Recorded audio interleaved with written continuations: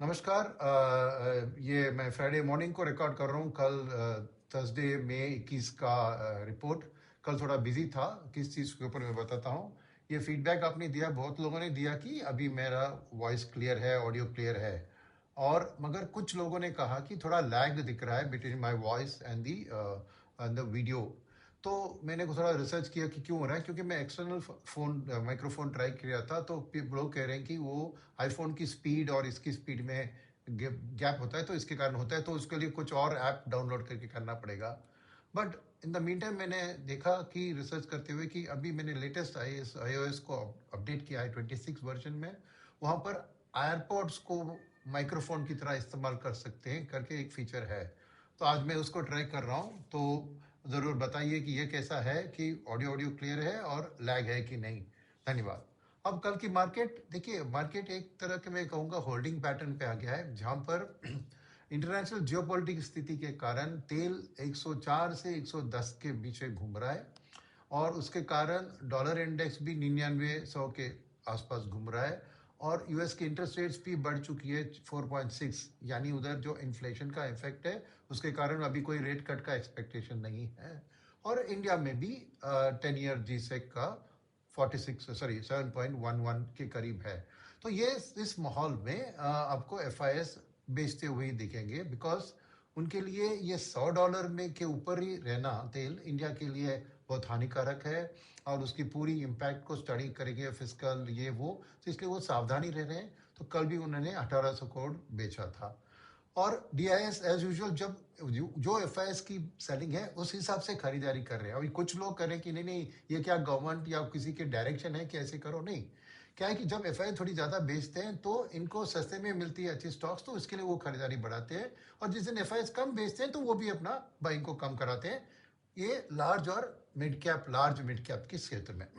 तो अगर कल की मार्केट देखें तो वैसा ही रहा, क्योंकि आपने देखा कि 1700 स्टॉक ऊपर गए थे और 900 के करीब नीचे गए थे। तो उसमें क्लियरली डीआईएस और डोमेस्टिक इंस्टीट्यूशनल प्लस रिटेल और एचएनआई की बाइंग भी सामने दिखी, राइट। तो इसीलिए इंडेक्स में कल लार्ज कैप इंडेक्स और मिड कैप इंडेक्स फ्लैट रही, और स्मॉल कैप का 60 बेसिस पॉइंट्स ऊपर था, और माइक्रो कैप का 1.1% था।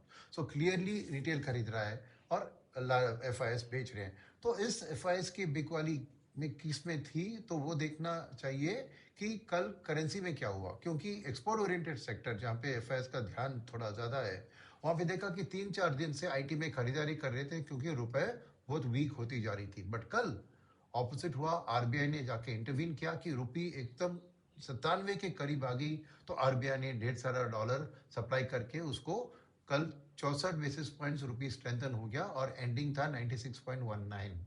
तो इसलिए नेचुरली फॉरवर्ड प्रीमियम की बात करी थी कल मैंने, वो भी गिर गया, अब 100 के नीचे आ गया है, एक साल की बात रुपये की एक्सपेक्टेशन।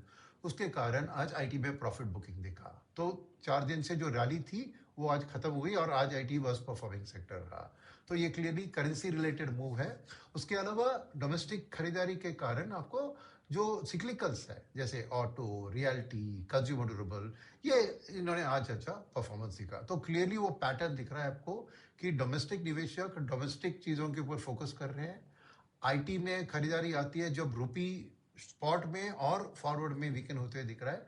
तो उस हिसाब से वॉर की तो अंत अभी कुछ दिख नहीं रही है, पर मेरा मानना है कि दोनों तरफ अभी दबाव बहुत है। ईरान की इकोनॉमिक सिचुएशन भी बहुत खराब चल रही है, और अमेरिका में भी इन्फ्लेशन की बढ़त के कारण कोई रेट कट नहीं हो रहा है, और इलेक्शंस आ रहे हैं। तो मेरे ख्याल में बातचीत जो भी करे ट्रम्प इस तरह उस तरह, अल्टीमेटली ये वॉर एक एंडिंग की ओर जा रहा है। कब ये नहीं कह सकते हैं, राइट। सो तब तक वो होता है, ये सिचुएशन रहेगी कि जिस दिन खबर आती है कि डोमेस्टिक के बारे में, जैसे पेट्रोल प्राइस है, उधर रिटेल और एचएनआई थोड़ी पैनिक करते हैं या प्रॉफिट बुक करते हैं, तो इसको दोनों तरफ कह सकते हैं। और जिस दिन शांति का माहौल है तो जाके खरीदारी कर रहे हैं। तो आज का ऐसा दिन था जो मैंने एडवांस डिक्लाइन ज़्यादा थे तो खरीदारी का दिन था। तो हर रोज़ ये प्रेडिक्ट करना मुश्किल बन रहा है। तो बेस्ट इज जो मैं स्ट्रैटेजी बता रहा हूँ आपको, कि एक्यूमुलेट करते रहिए, स्टैगर तरीके से रहिए, और डाइवर्सिफाइड रखिए, क्योंकि एक सेक्टर एक दिन ऊपर तो कल दिन नीचे, राइट। तो उस हिसाब से मैं ख़त्म करता हूँ आज की ये एपिसोड को, और ज़रूर फीडबैक दीजिए कि ये एयरपॉड्स का माइक्रोफोन कैसे काम कर रहा है। धन्यवाद, कल मिलते हैं।